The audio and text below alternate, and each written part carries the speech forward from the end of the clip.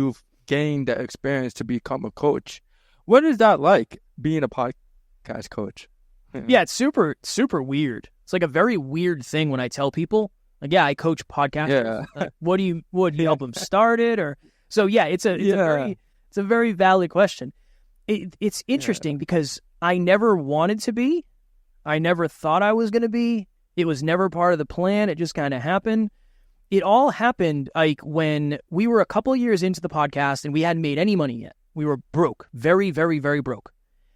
And I went to Alan and I said, I have to find a way to start making money. I can't afford my bills. I'm $40,000 or $30,000 in credit card debt. I can't do this anymore. I'm running out of money. I'm out of money. And he said, well, I think you should start coaching people for free. And I said, I don't know if you heard what I said, but I need to make money. I need money, not free. And he said, well, Kev, you've never really coached, and I think it'll help you build your belief. And we just got to get you practicing. So I reached out to people in our community that I knew, and I offered to coach them on self-improvement for free, because that's what we were doing. That's what the podcast is about. It's about self-improvement. And everybody said, yeah. I said, I'll coach you for free for either a month or 2 months, totally free. I just want to see if it's something I'm good at. I want to see if it's something I enjoy. And everybody said yes. So I coached all these people. I think it was 5 people, either a month or 2 months. At the end of that, I said, I can't do this for free anymore because it's starting to pile up with everything else we're doing. What do you think of $50 a call? And everybody said yes.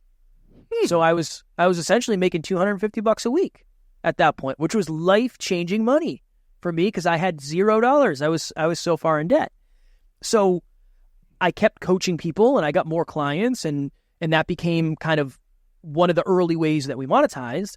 Eventually, one of my mentors said, hey, I have a guy I know who wants to start a podcast, and he asked me if I knew anybody who could help him. Can you help him?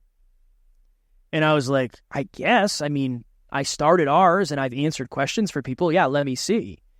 And when I met with the guy, he said, I want somebody to produce it. I want somebody to do all the audio editing, the video. I don't want to have to do anything other than talking to the mic.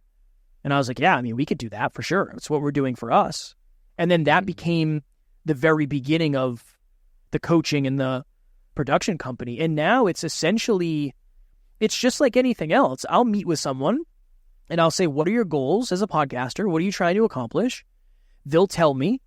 I'll say, yeah, I think you're off, or you could set your goals bigger, or whatever it is. And then ultimately I help them strategize, whether it's being a better speaker, being a better interviewer, being a better communicator, how to actually make money, sales, turning it into a business, getting guests, getting on other shows. It's ultimately, what are all the things that we had to do in order to get here? And how do I help you avoid the pitfalls, not all of them, but some of the pitfalls that we fell into? But this is the hard part of it, Ike, and this is why it's so hard to answer. A lot of it depends on how much effort the person's willing to put in. Some people start a podcast because it's sexy, and they expect that the podcast is going to do the growth for them, and it's not. Yeah. So it really depends. It really depends on what the person is looking for, and ultimately, the least sexy answer of all time, how much work are they willing to put in? If you're trying to grow your show, I shouldn't be working more than you. You should be working as much as I am, because I'm still trying to grow ours. So there's no reason somebody is going to get to the level that we have without putting a relatively similar amount of work in. And I always try to stress that to clients.